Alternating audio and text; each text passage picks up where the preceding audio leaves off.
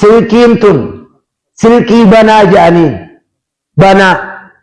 tadhiirti hundinuu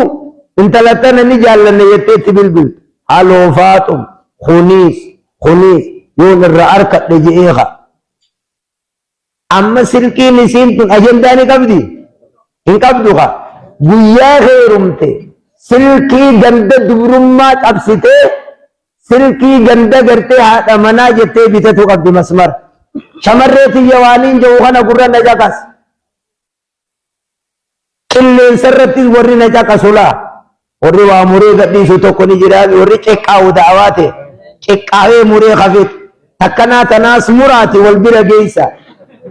dhalaan silkii yogguu dubrummaa qabdu heerumnaan masmarri san kasiitiin masmara dardaraatii balleeysu qabdisa